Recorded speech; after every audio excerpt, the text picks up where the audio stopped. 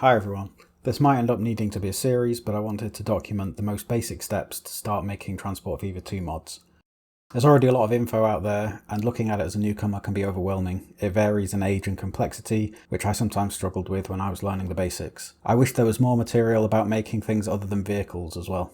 Quick disclaimer, this is all based on the tools that I use. If you ask 3 different modders how they make mods, you'll probably get 3 different answers. Tools differ, processes differ. I'm not claiming to be an expert in any of this. This video will go quite fast, so pause or slow down the playback if you want to follow along. Ready? Okay. First of all, we need to make a model of something. I use Blender for modeling, version 2.93 here, but 3 Plus should also work the same for this. This isn't a modeling tutorial, there's hundreds of Blender tutorials out there. I'm not a proficient modeler, and you might not be either, but that's fine, you'll learn. For this tutorial, the model's rubbish, but that's not the point here.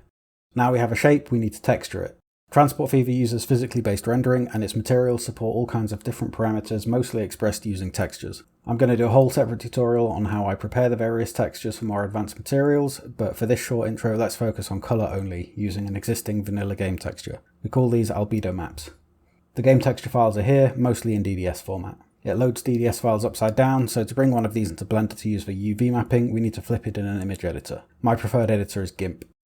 Let's go with a brick texture, open it, image, transform, flip vertically, Ctrl-Shift-E to export as, browse somewhere on the disk, change it to PNG and export with the default settings.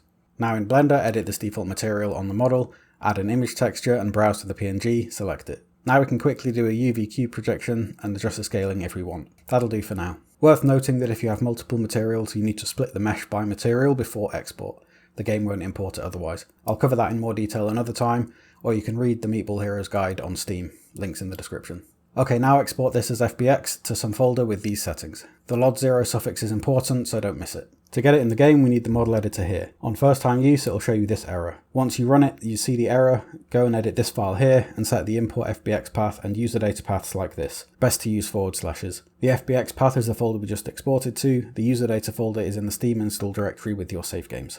The other thing we need is a mod folder to import to. Go to the staging area folder here, create a folder for the mod, and make sure it ends with _1. I use Visual Studio Code for mod script work, so open the new folder in VS Code. I find the extension for Lua helpful, but it's optional. Create a mod.lua file with these contents. Choose a name for your mod, the description can be done later. Open the model editor and select your mod folder here. Now select import and choose the FBX file. The material will be missing because the model editor looks in the mod folder for materials and it doesn't exist yet. Edit the material to point at the original texture from the game files. You can also set the Metal Gloss AO field since the game has one of those too. Now hit save and exit the editor. Flip back to code and you see some new files. I prefer to add subfolders using the mod name to prevent model or material conflicts. You can make this happen more automatically by naming the actual meshes and materials with paths in Blender, but we didn't do that for this quick model. The Meatball Heroes guide on Steam also references this feature. For now though, if we move mesh files, we need to update the paths in the model like this. Now we need to allow this asset to be placed in-game.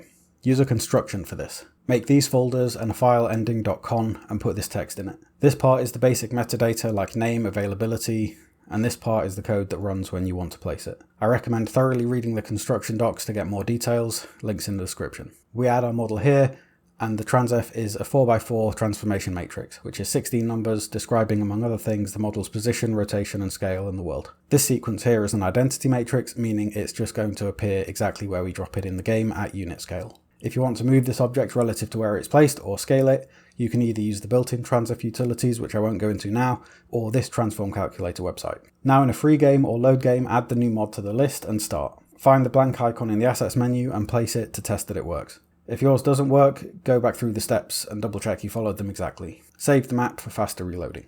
Now let's add an icon for it. I'm just going to snip this here to show you, paste it into GIMP, resize to 240 by 175 and save in this folder structure that we create. Set the icon field here and reload the map. Check the icons there in game.